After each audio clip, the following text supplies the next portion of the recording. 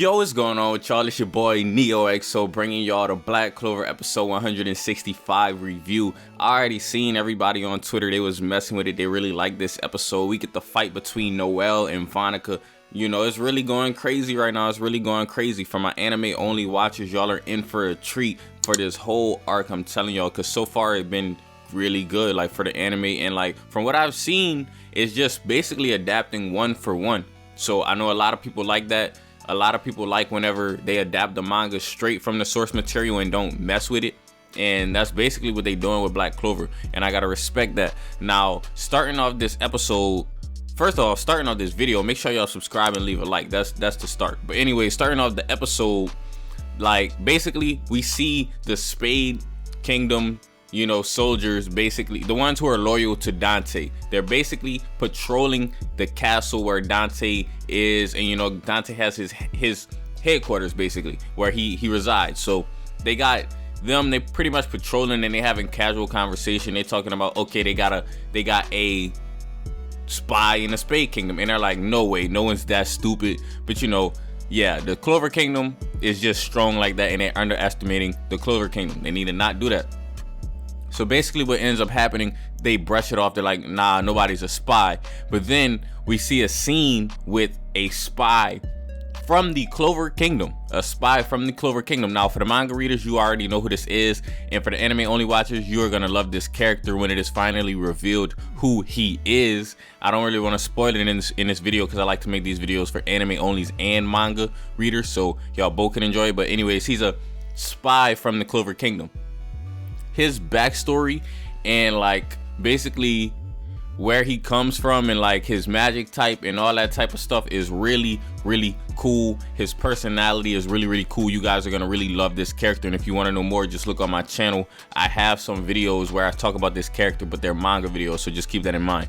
Now we see him, and he's basically getting information on the Tree of Qliphoth. We've seen Dante talk about the Tree of Qliphoth when he was against Yami Sukehiro, and basically the Tree of Qliphoth, we've seen it a lot. This is a common theme. This is basically what the whole arc revolves around. The Tree of Qliphoth, they're trying to use that to open the gates of the underworld, and Noctis here getting information. He basically sees the plan laid out on pieces of paper, and he's basically getting that information, so therefore he can take it back to the Clover Kingdom, and they can come up with a plan to basically defeat the Spade Kingdom, or basically stop the Tree of Qliphoth from opening the gates of the underworld. Now he gets into a little scuffle with the soldier from the Spade Kingdom. The soldier from the Spade Kingdom basically is easily defeated. I'm not gonna reveal what Noct's magic is. Some of you can probably guess, but it is very mysterious at this point, so I'm gonna just move on from that. Now moving on, we get the main event of this episode, and that is gonna be Noelle versus Vanica. Now we also have Mimosa, and we also have Lorapechika, and Lorapechika is very good at supporting, and so is Mimosa. Now they even said in this episode, Noelle is the one with the combat experience, and the combat, not necessarily experience, she does have experience obviously because we've seen her develop throughout the series, but her combative spirit, like she's just a very combative person, like she'll really fight head on, whereas Mimosa and Lorapechika might take the backseat of the fight and kind of just do like that, not really head on.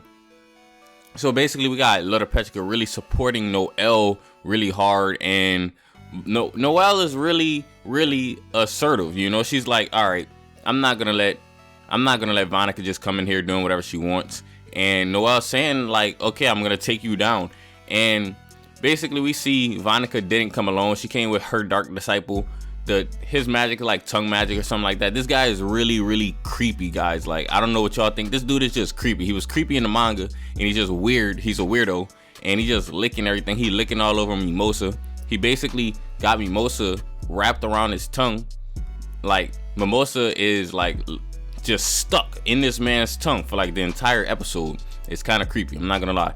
And what we find out in this episode is Vanica and Magicula have the ability to cast curses upon people who have, basically they have the ability to cast curses on people, and one of the curses that they placed on the Dark Disciples is they're not going to be able to die unless the curse is removed. So they can get defeated as many times as they like, but they're not going to go down because of the curse that was put on them by Magicula's curse warding magic. So basically they all get back up, and we see Gaja, Luck, Leo, Charmy, they're gonna have to deal with them even more, even though they all just got defeated. God's just not gonna have any problems with that. The others may have a little problem having to defeat a tough enemy over and over and over again. But anyways, Little Petrica basically is really scared, and she admits it in this episode. She doesn't have that combative spirit like Noelle. Noelle's kind of, even whenever Noelle was not even that powerful, she still was gonna fight, you know. Now when it comes to Little Petrica, she kind of doesn't really have that fully.